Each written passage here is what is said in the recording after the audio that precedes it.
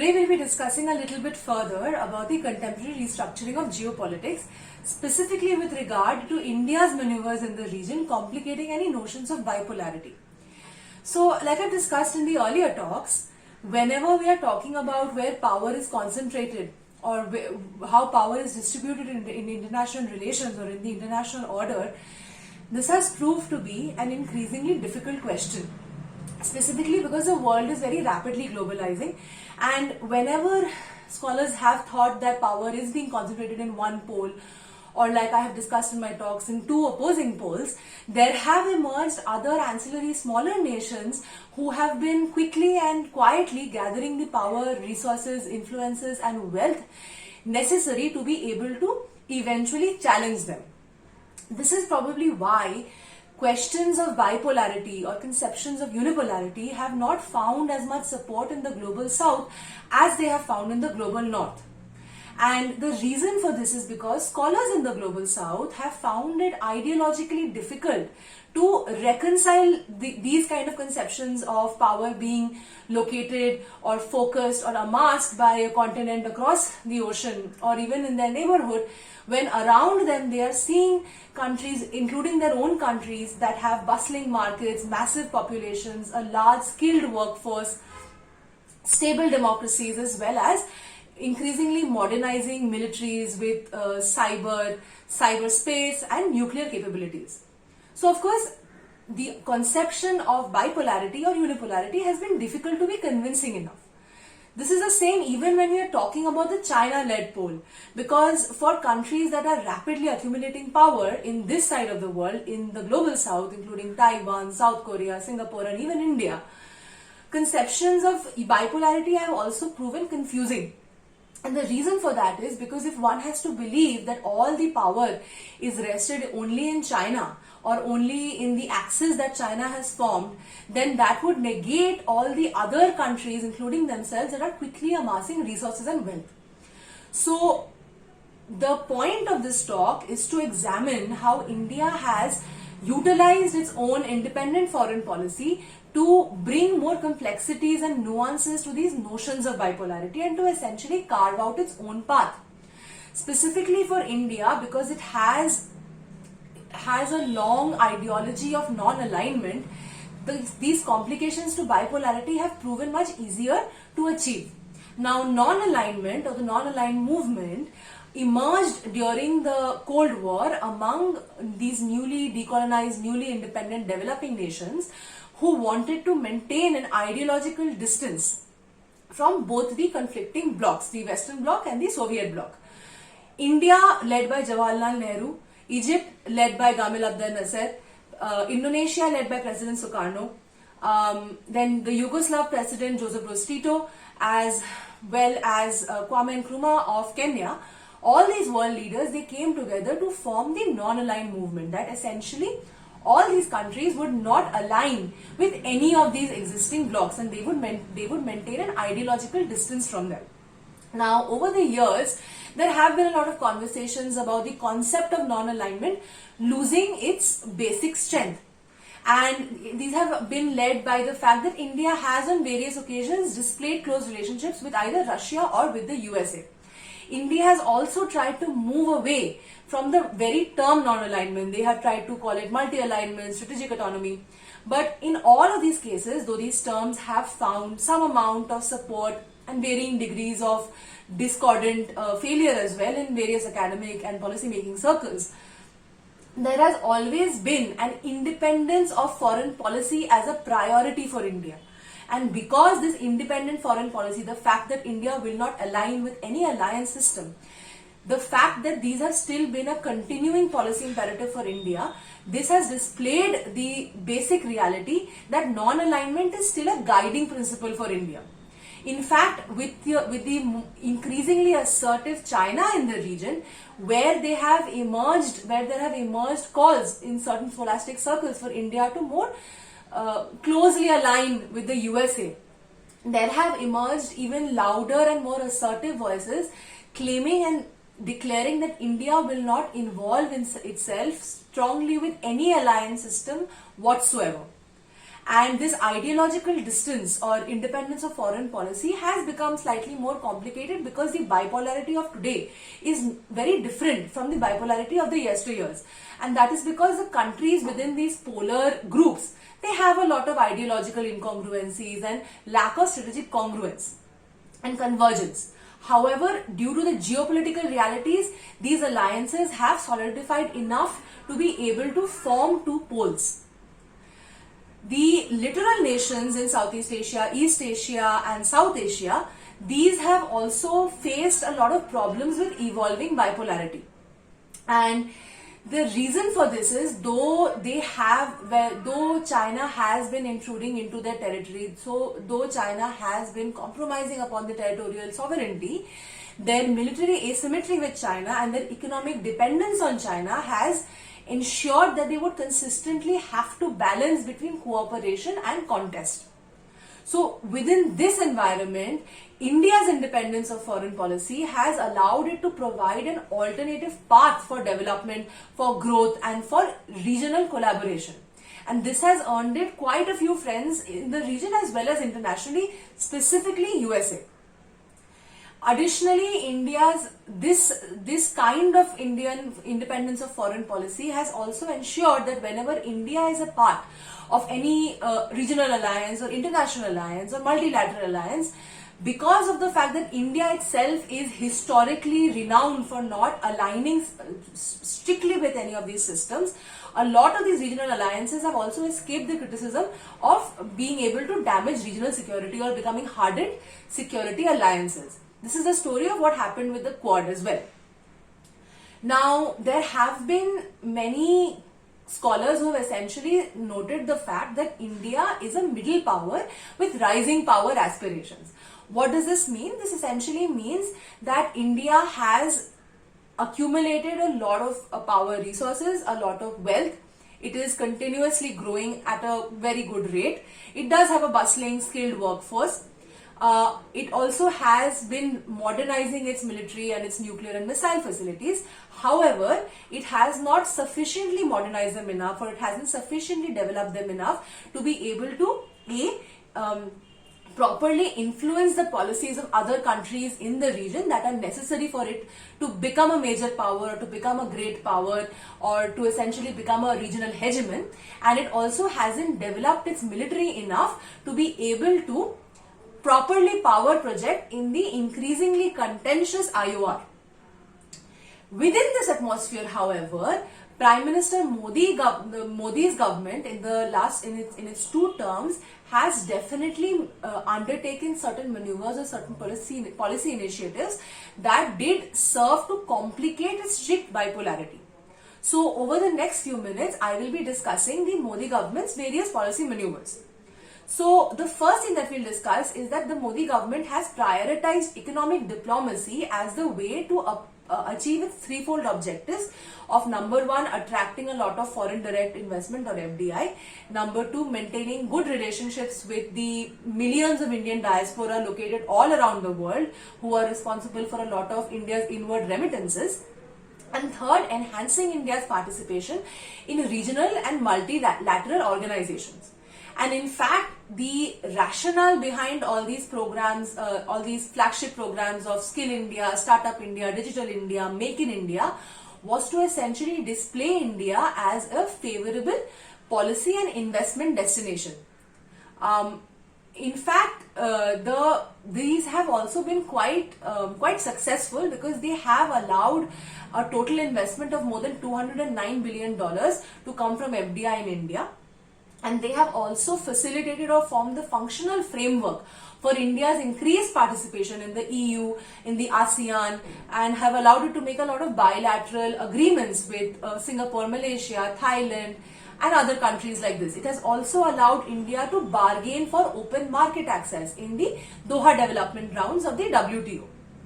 However, Prime Minister Modi's economic diplomacy has faced some amount of criticism due to its deeply mercantilist and nationalistic fervor and the fact that most decision making is concentrated in the Prime Minister's office.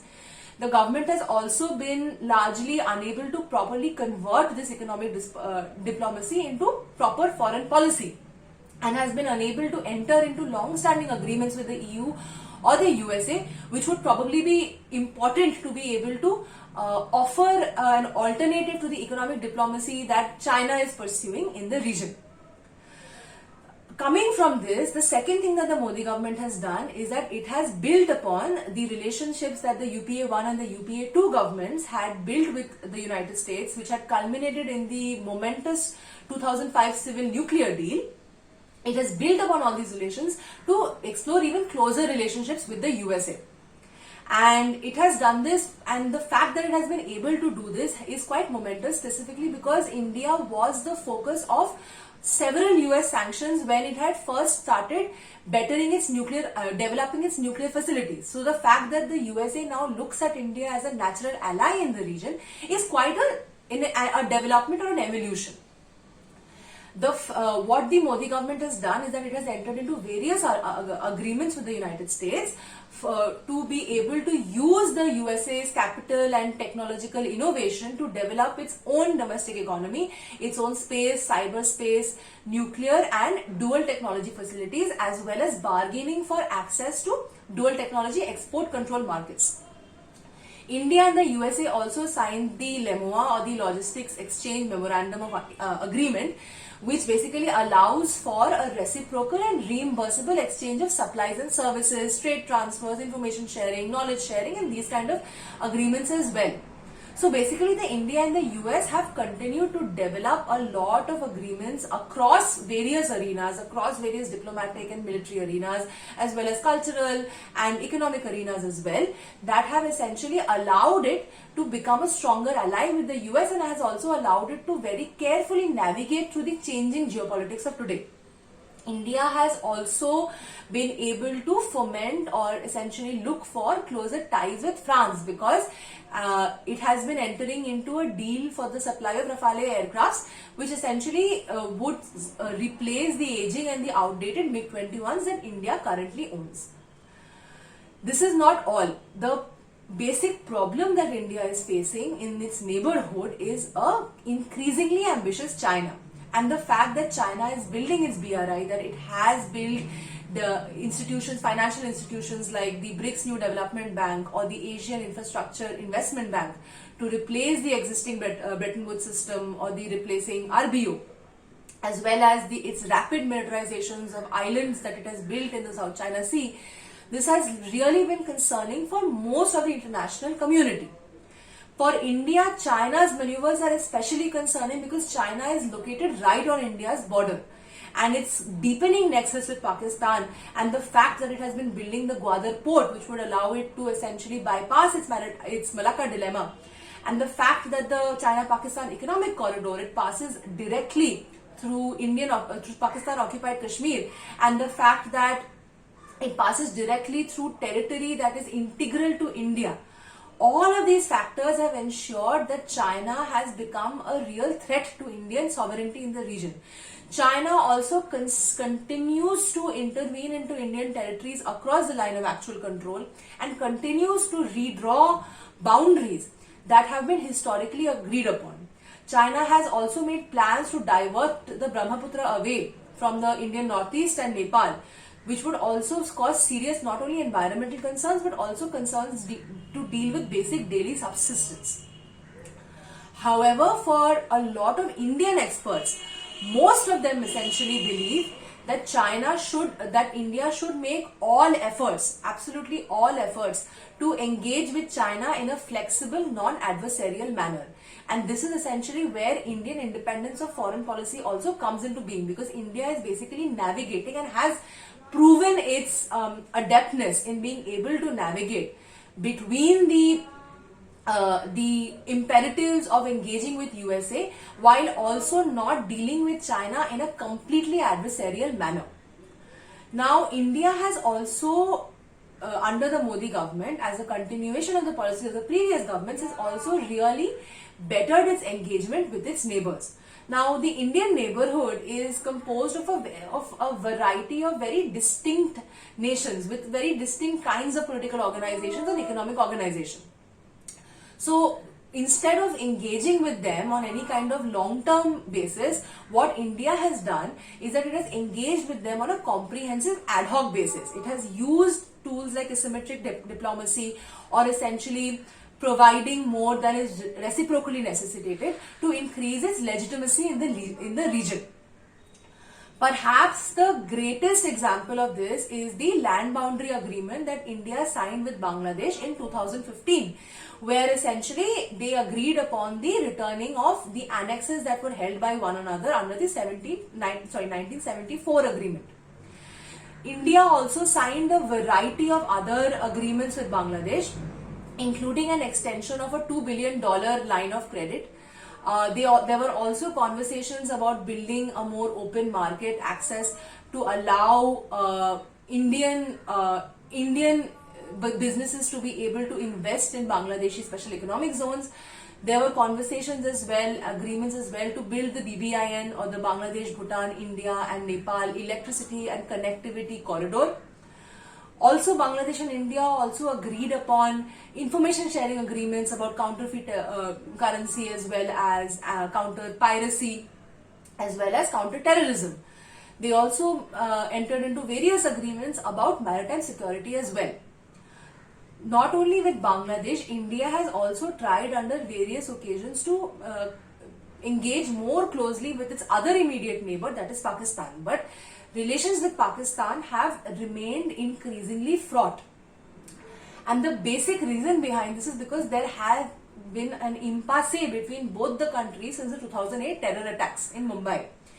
And Pakistan's deepening relationships with China, who continues to intrude into Indian territory, has also severely complicated the matters.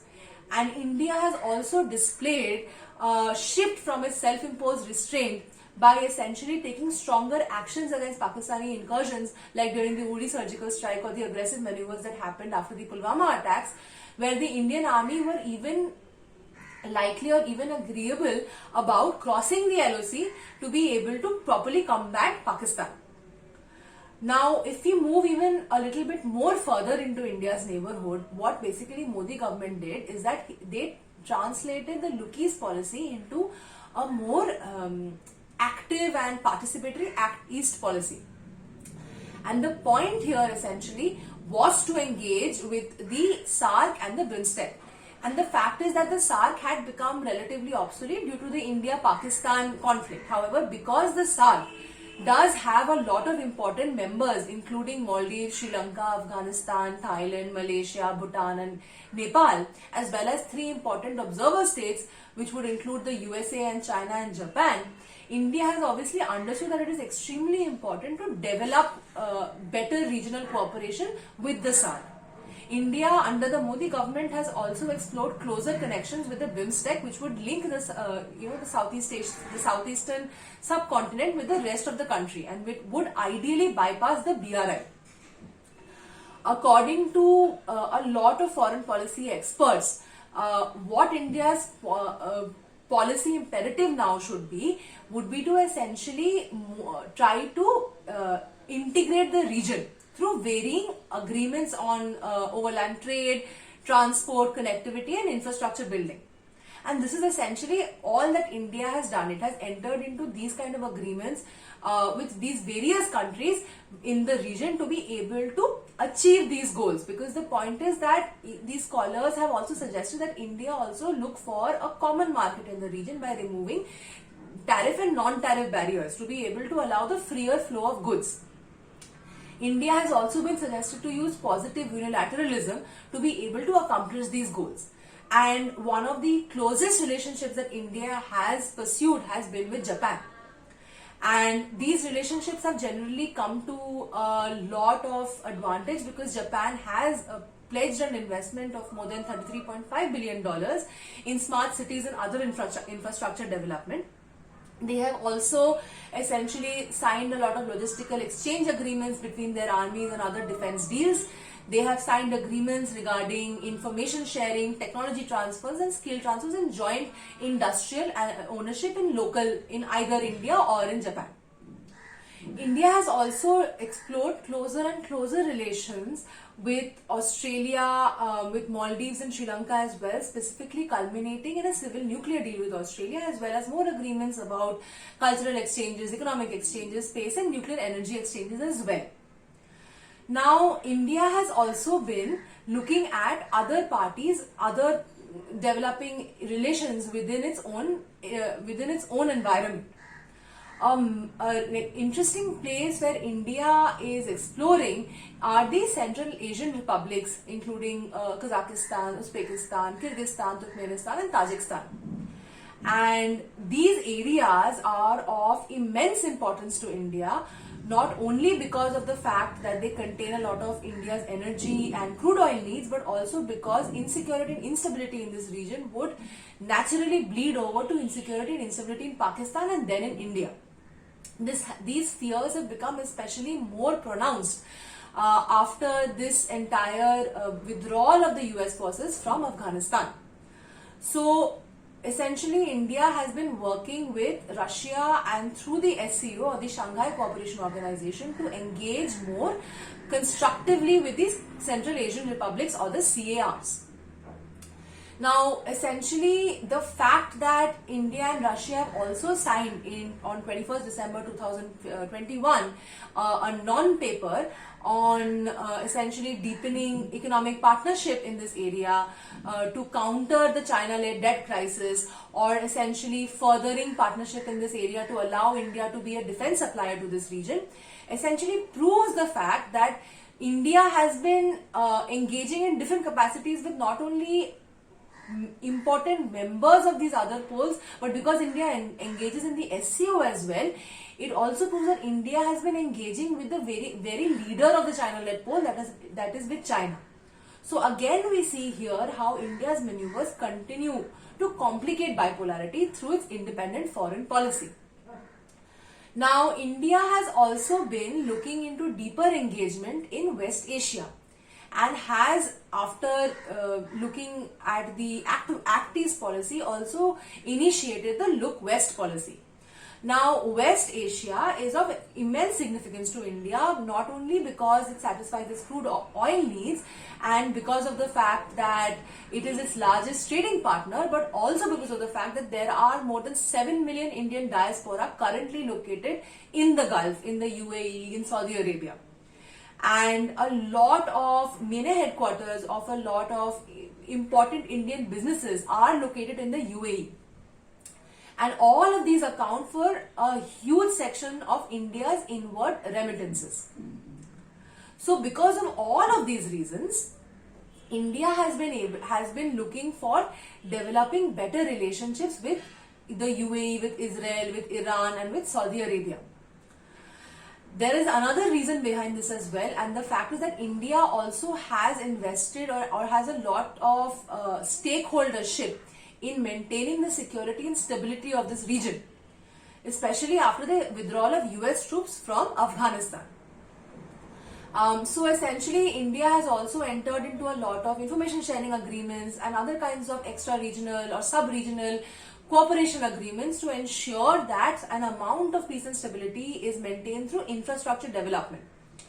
The best example of this perhaps is the $500 million Chabahar port that India is currently building in Iran.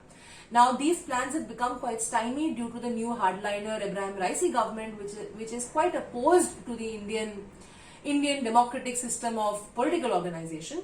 However, the successful development of the Chabahar port and the development of the North-South transport corridor would allow India to essentially provide an alternative to the BRI and to the CPEC, and would essentially lead to a lot of development in the region.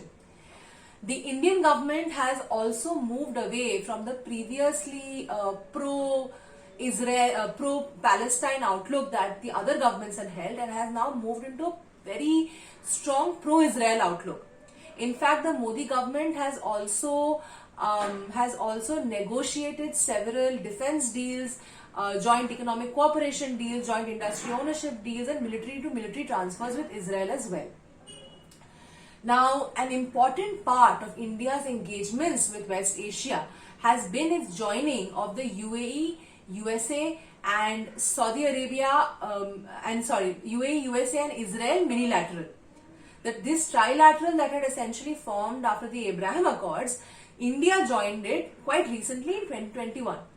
And the point of India joining it was to essentially ensure that India would be able to not only, of course, expand its presence in the region and to essentially have more influence in the geopolitics of West Asia, but also because India's bustling market, coupled with Israel's Israel's progress in innovation, as well as the USA's capital and innovative technologies, as well as the UAE's massive capital resources, all of these could come together to form essentially not only a kind of regional integration, but also provide a lot of economic benefits to the region. So for all of these reasons, India's joining of this new kind of minilateral, of course, has provided and will continue to provide India with a lot of long-term and short-term advantages.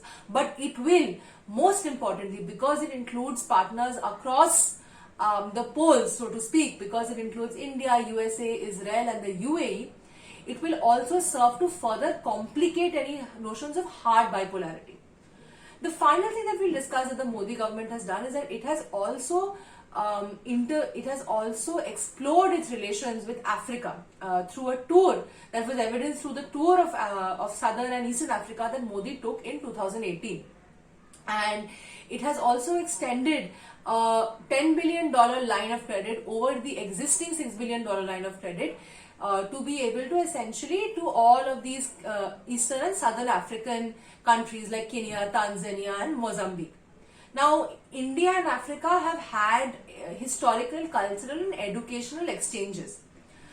Perhaps the basic criteria behind India exploring beyond its conventional realm of interest into places like Africa is to allow Indian access to the rapidly discovered African resources, as well as allowing India support through votes in the United Nations General Assembly.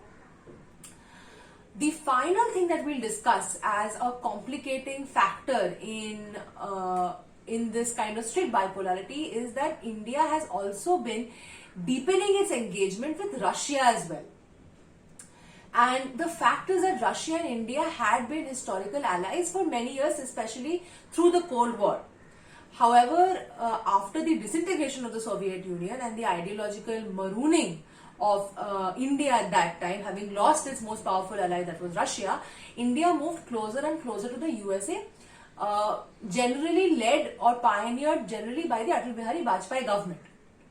However, in the recent times, given China's increasing maneuvers in the region and of course given certain ideological incongruencies or strategic incongruencies between India and the US, India has also been exploring much closer ties with Russia and has been exploring a Russian reset. And perhaps this is most evident by the fact that after a lot of visits of President Putin to India and Prime Minister Modi to Russia, Modi was also awarded the Russian civilian honor of the Order of St. Andrew the Apostle for his distinguished contributions to this, what they call the special and privileged strategic relationship between India and Russia. So on 6th of December of 2021, the two heads of state, essentially here the head of government in India and the head of state in Russia, they met at the 21st Indo-Russian Summit. And there was also a 2+2 dialogue between the foreign ministers and defense ministers of both the countries.